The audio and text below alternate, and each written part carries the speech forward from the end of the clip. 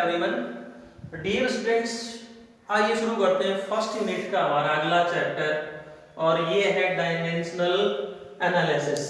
Dimensional analysis तो dimensional analysis इस chapter को समझने के लिए हम यहाँ बात करेंगे पहले डायमेंशंस।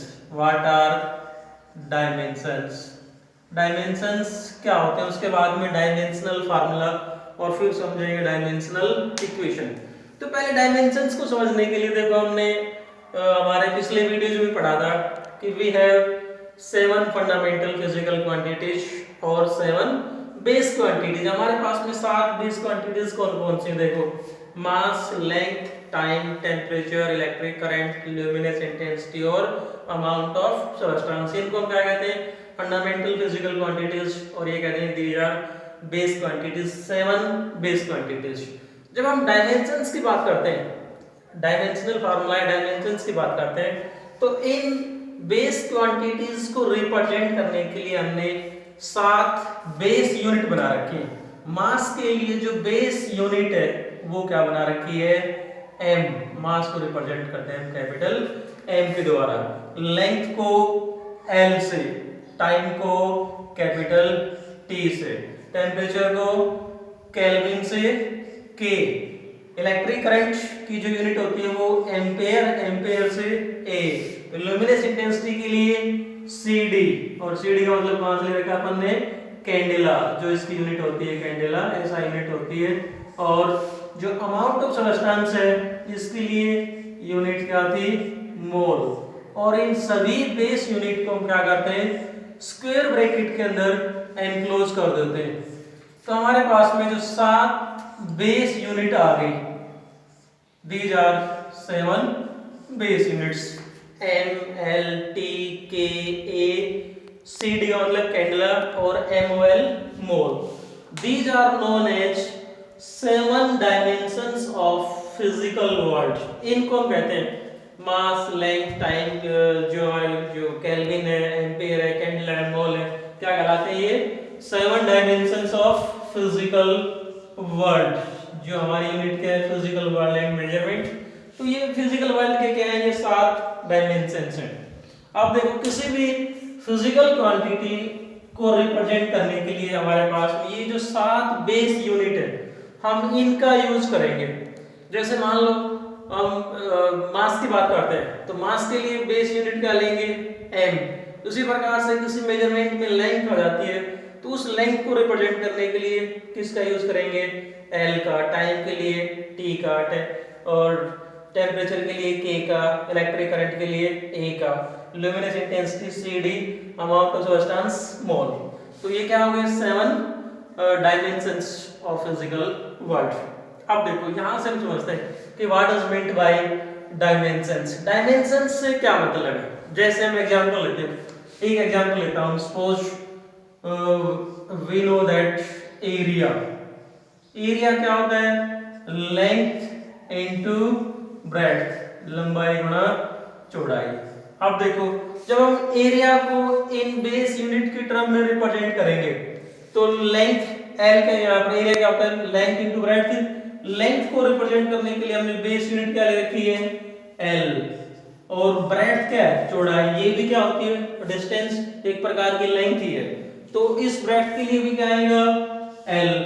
सो हमारे पास में एरिया को हम बेस यूनिट की टर्म में कैसे रिप्रेजेंट कर सकते हैं? एल स्क्वायर, और इसको स्क्वायर ब्रैकेट के अंदर क्लोज कर दिया अपन ने। तो हम ये कह सकते हैं कि जो एरिया के जो डायमेंशन है वो कितने? लेंथ में 2 डायमेंशन है। So we can say that area have 2 dimension in length. So dimension का मतलब क्या हुआ? हमने इस बेस यूनिट को जो पावर दे रखी है ना, इस पावर का नाम क्या है? Dimensions of the physical quantity. एक बार फिर से देखो कि what is meant by dimension. So dimension की बात करें तो इस बेस यूनिट को जो पावर दी है उस पावर का नाम क्या है? डायमेंशन। जैसे और एग्जांपल लेते हैं, हम वॉल्यूम की बात करें। वॉल्यूम क्या होता है? Length into breadth into height. अब देखो, वॉल्यूम के लिए हम डायमेंशंस निकालते हैं। लेंथ किसी भी प्रकार की लेंथ हो उसके लिए बेस यूनिट क्या ले रखी है अपन ने, एल। ब्रेड्थ क्या है, ये भी एक प्रकार की लेंथ ही है, तो इसके लिए भी क्या आ जाएगा, एल। हाइट ये क्या है, ये भी एक प्रकार की लेंथ ही है। तो हम ये कहते हैं कि किसी भी प्रकार की लेंथ किसी भी फॉर्म में हो, लेंथ के फॉर्म में हो, ब्रेड्थ के फॉर्म में हो, हाइट हो, आर्क हो, डिस्टेंस हो, डिस्प्लेसमेंट हो, जहां कहीं भी लेंथ से रिलेटेड टर्म आ गए उसके लिए हमने बेस यूनिट क्या ले रखी है, एल। तो जितनी बार भी लेंथ आती है वो चाहे किसी भी टर्म में हो, लेंथ हो, ब्रेड्थ हो, हाइट हो, डिस्टेंस हो, और आर्क हो, रेडियस हो, डिस्टेंस, डिस्प्लेसमेंट, क्या बेस यूनिट क्या हमारे पास में, एल। तो यहां पर हम ये कह सकते हैं एल कितनी बार आया, 3 बार। सो वॉल्यूम के लिए डायमेंशंस क्या बन जाएंगे, L3। तो हम ये कह सकते हैं कि volume has 3 dimension in length, volume has 3 dimension, volume we can say that volume has 3 dimension in length, volume के लेंथ में 3 डायमेंशंस हैं। अगर हम वॉल्यूम की बात करें तो वॉल्यूम के केस में mass, there is no requirement of mass, there is no requirement of time. तो इसको हम यूं भी कह सकते हैं कि वॉल्यूम के लिए मास की जरूरत नहीं है, तो मास के लिए डायमेंशन क्या हो गया, 0। लेंथ में डायमेंशन कितने हैं, 3।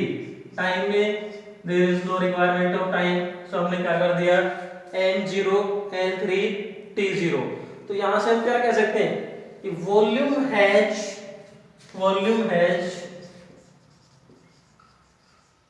0 डायमेंशन इन मास, वॉल्यूम का मास में 0 डायमेंशन है।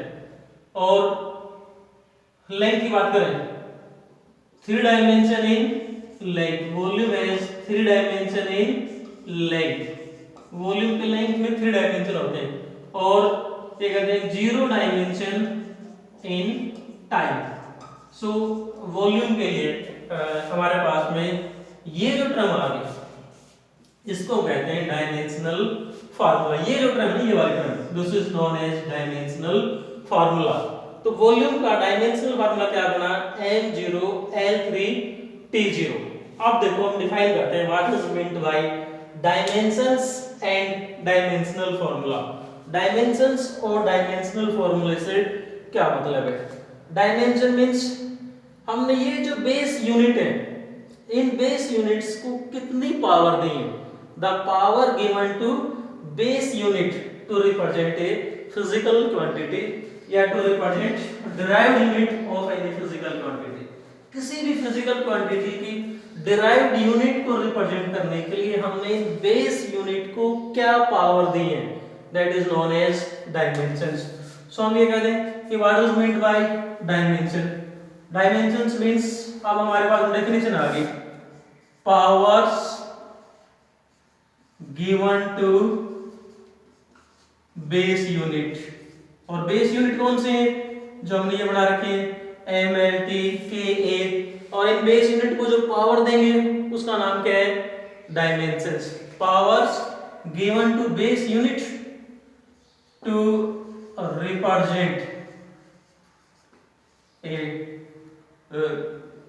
Represent a derived unit. किसी डिराइव्ड यूनिट को रिप्रेजेंट करने के लिए हमने बेस यूनिट को जो पावर्स दी है, उन्हीं पावर्स का नाम क्या है,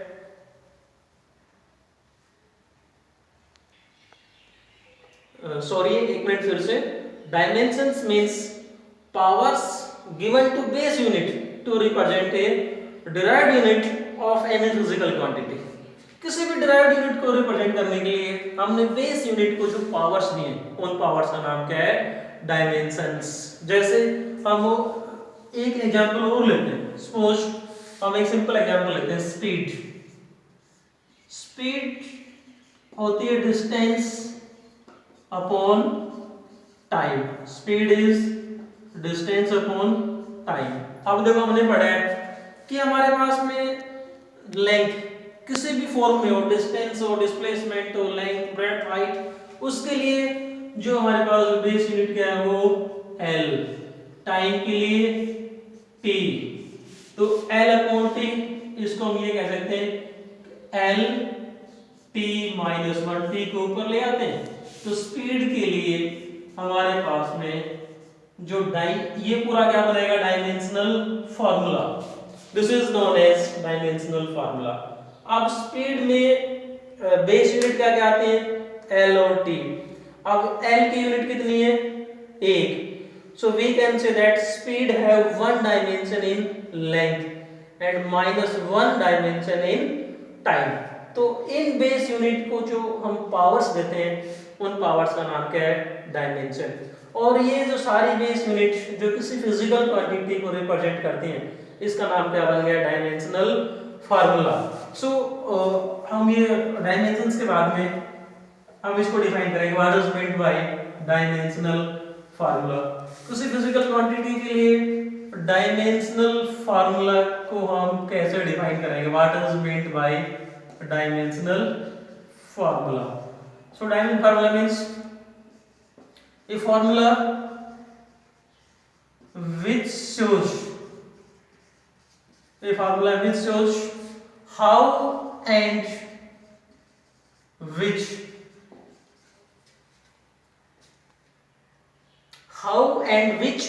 of the base quantity, or base unit represent a physical quantity. How and which of the base quantity or base unit represents a physical quantity. किसी physical quantity को इनमें से कौन सी और कितनी बार कोई चीज रिप्रेजेंट करती है तो वो क्या बन जाती है, डायमेंशनल फार्मूला। एक मिनट फिर से देखो, डायमेंशनल फार्मूला मींस ये कहते हैं एनी फार्मूला और any expression which shows how and which of the base unit or base quantity represents a physical quantity। किसी फिजिकल क्वांटिटी को रिप्रेजेंट करने के लिए हमने ये जो बेस यूनिट है, कौन कौन सी बेस यूनिट और कितनी बार, कैसे, हाउ मतलब कैसे, एंड विच इनमें से कौन सी बेस यूनिट किसी फिजिकल क्वांटिटी को रिप्रेजेंट करती है तो उसका नाम क्या हो जाएगा, डायमेंशनल फार्मूला। जैसे हम ये कहते हैं, अभी हमने वॉल्यूम के लिए डायमेंशनल फार्मूला क्या लिखा, m0 l3 t0। This is known as dimensional formula. अब इस डायमेंशनल फार्मूले को यदि मैं वॉल्यूम के बराबर रख देता हूं, जब किसी डायमेंशनल फार्मूले को उस फिजिकल क्वांटिटी के बराबर रख देते हैं तो वो क्या बन जाती है, डायमेंशनल इक्वेशन। सो ये क्या आ जाएगी, डायमेंशनल इक्वेशन। ये अकेला क्या है, डायमेंशनल फार्मूला। और इन एम एंड टी को हमने जो पावर्स दे रखे हैं इन पावर्स को हम क्या कहते हैं, डायमेंशंस। आइए आप समझते हैं कि किसी भी फिजिकल क्वांटिटी के लिए हम डायमेंशनल फार्मूला किस प्रकार से लिख सकते हैं। शुरुआत करते हैं बड़े सिंपल सी फिजिकल क्वांटिटी को हम लेके चलते हैं और उसके बाद में कॉम्प्लेक्स में चलेंगे। जैसे हम बात करते हैं वेलोसिटी की, वेलोसिटी से डायमेंशनल फार्मूला की शुरुआत करते हैं, या किसी भी फिजिकल क्वांटिटी के लिए डायमेंशनल फार्मूला कैसे लिखेंगे। Suppose we take an example of velocity. हमें वेलोसिटी के लिए डायमेंशनल फार्मूला लिखना है तो सबसे पहले हमें पता होना चाहिए कि वो फिजिकल क्वांटिटी होती क्या है। वेलोसिटी क्या होती है, डिस्प्लेसमेंट अपॉन टाइम, जिसको हम सेकंड यूनिट में डिफाइन करेंगे अच्छे से। Rate of change of displacement with time is known as velocity. यहां सिंपल बता रहा हूं मैं, वेलोसिटी क्या होती है, डिस्प्लेसमेंट अपॉन टाइम। डिस्प्लेसमेंट एक प्रकार की लेंथ ही है और लेंथ को हम किससे रिप्रेजेंट करते हैं, एल के द्वारा, टाइम को टी के द्वारा। So we can say that velocity के लिए जो डायमेंशनल फार्मूला आ जाएगा वो क्या बनेगा, एल टी माइनस वन। अब देखो यहाँ पर m नहीं है, हम ये भी लगा सकते हैं m0 lt माइनस वन। ये बना वेलोसिटी के लिए डायमेंशनल फार्मूला। इसी प्रकार से अगला हम लेते हैं एक्सीलरेशन। एक्सीलरेशन जो होता है वो होता है change in velocity. Acceleration is change in velocity upon time taken, और ये कहते हैं कि velocity upon time is acceleration. So देखो अब वेलोसिटी एक्सेलरेशन के लिए डायमेंशनल फार्मूला लिखना है हमें। एक्सेलरेशन किसके बराबर है? वेलोसिटी। हमने वेलोसिटी का डायमेंशनल फार्मूला निकाल लिया यहाँ पर, डायरेक्ट पुट कर देते m0 lt -1 वेलोसिटी का हो गया अपॉन में टाइम, टाइम के लिए क्या आ जाएगा t। सो वेलोसिटी का जो एक्सेलरेशन का डायमेंशनल फार्मूला क्या बन जाएगा m0 l t की पावर -1 और इस t को ऊपर लेके जाएंगे तो t की पावर क्या आ जाएगी -2 m0 l t -2 किसके लिए बन जाएगा ये एक्सेलरेशन के लिए डायमेंशनल फार्मूला। देखो इसी प्रकार से और लेते हैं फोर्स। अगला एग्जांपल लेता हूं मैं फोर्स का। फोर्स होता है mass into acceleration. Force is mass into acceleration. हम ये कहते हैं फोर्स का फार्मूला होता है m इनटू a। अब मास के लिए हमने बेस यूनिट क्या बना रखी थी m। एक्सेलरेशन के लिए हमने यहां से निकाली किसके बराबर है m0 l t -2। तो हम ये कहते हैं देखो m की टोटल पावर कितनी हो जाएगी, एक यहां से 0 यहां से, m की पावर हो गई 1, l की पावर 1 है और t की पावर कितनी है -2। सो फोर्स के लिए डायमेंशनल फार्मूला क्या बना ml t -2, ये बन जाएगा force. So dimensional formula of force becomes ml t -2। और एग्जांपल लेते हैं हम ताकि इसको हम अच्छे से क्लियर कर सकें। जैसे वर्क, वर्क होता है फोर्स इनटू डिस्प्लेसमेंट। इस फार्मूले को हम पढ़ेंगे काफी डिटेल में। यहाँ पर हम सिंपली पढ़ रहे हैं कि work is force into displacement. अब देखो वर्क के लिए डायमेंशनल फार्मूला क्या आ जाएगा, फोर्स का हमने यहाँ से क्या निकाला ml t -2 और डिस्प्लेसमेंट के लिए l। सो क्या आ जाएगा वर्क के लिए, वर्क के लिए आ जाएगा हमारे पास में ml2 t -2, ये आ जाएगा डायमेंशनल फार्मूला ऑफ वर्क। उसी प्रकार से देखो और एग्जांपल लेते हैं power. Dimensional formula of power, power होती है वर्क अपॉन टाइम। देखो वर्क के लिए डायरेक्ट पुट कर रहा हूं मैं ml2 t -2 अपॉन में टाइम के लिए t, तो क्या आ जाएगा ml2 और ये t -2 था ml2 t -2 वर्क का और अपॉन में t है तो क्या बन जाएगा t -3 ml2 t -3। This is the dimensional formula of power. तो हमें डायमेंशनल फार्मूला लिखने के लिए क्या पता होना चाहिए कि उस फिजिकल क्वांटिटी का फार्मूला क्या है या उस फिजिकल क्वांटिटी की डेफिनेशन क्या है और उनके लिए बेस यूनिट क्या है। जैसे और एग्जांपल लेते हैं, we know that suppose we want to write dimensional formula of charge. मान लो हमें चार्ज के लिए डायमेंशनल फार्मूला लिखना है तो we know that current is rate of flow of charge. I क्या होता है Q अपॉन T। तो Q इज इक्वल टू क्या आ जाएगा I इंटू T। तो Q क्या है यहाँ पर चार्ज और I क्या है करंट। करंट के लिए जो हमने डायमेंशनल जो यूनिट है बेस यूनिट क्या बना रखी है A, टाइम के लिए T। सो चार्ज का डायमेंशनल फार्मूला क्या बन जाएगा AT। सो देखो हम एक एग्जांपल और लेते हैं।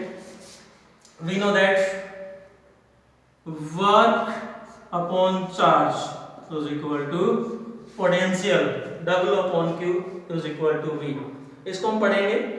फिलहाल हम यूं समझते हैं कि हमें मान लो इस पोटेंशियल के लिए डायमेंशनल फार्मूला निकालना है, V के लिए डायमेंशनल फार्मूला निकालना है। तो कैसे निकालेंगे V का डायमेंशनल फार्मूला। पहले वर्क का जो हमने निकाला था डायरेक्टली पुट कर देता हूं मैं। वर्क क्या आया था ml2 t -2 अपॉन में चार्ज का जो यहां से निकाला अपन ने AT। तो क्या बढ़ जाएगा देखो पोटेंशियल के लिए V क्या है यहां पर पोटेंशियल।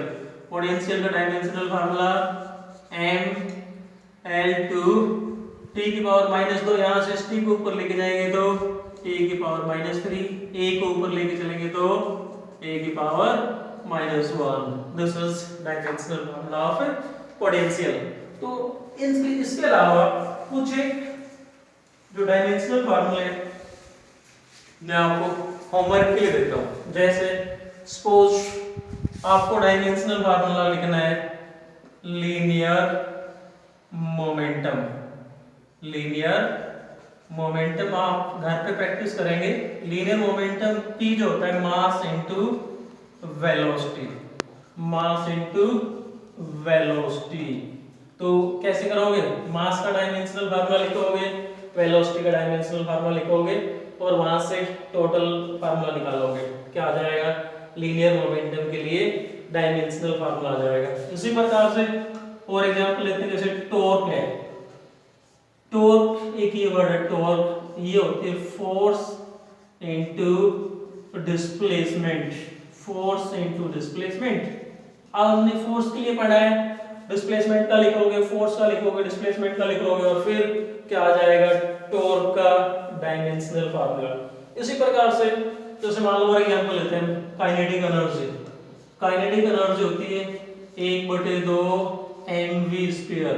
तो 1/2 ये तो नंबर है, कांस्टेंट है। जब हम डायमेंशंस की बात करेंगे तो इन नंबर्स को छोड़ देते हैं। सिर्फ हमें क्या लिखना है? मास का डायमेंशनल फार्मूला, वेलोसिटी का डायमेंशनल फार्मूला और उसका स्क्वायर करेंगे। काइनेटिक एनर्जी के लिए आपको डायमेंशनल फार्मूला निकालना है। जैसे और एग्जांपल लेते हैं, सपोज हमने ग्रेविटेशनल फोर्स पढ़ा है, गुरुत्वाकर्षण बल 10 पे पढ़ा है, 9 पे पढ़ा है, तो G m1 m2/r²। यदि हमारे से ये कहा जाए कि G का डायमेंशनल फार्मूला निकालो, तो यहाँ से G किसके बराबर आएगा? Fr² में m1 m2। तो फोर्स का लिखेंगे, डिस्टेंस का लिखेंगे, मास का लिखेंगे, मास का लिखेंगे और G के लिए डायमेंशनल फार्मूले निकालेंगे। तो इस प्रकार से हम किसी भी फिजिकल क्वांटिटी के लिए डायमेंशनल फार्मूले निकाल सकते हैं। तो ये था हमारा आज का topic. Thanks and keep on watching. Next अगले वीडियो में कि what are the applications of dimensional analysis, इसके यूज क्या है, एप्लीकेशंस क्या है डायमेंशनल एनालिसिस के, ये अगले वीडियो में समझेंगे। तब तक आप चैनल को सब्सक्राइब जरूर कर दें। Once again thanks.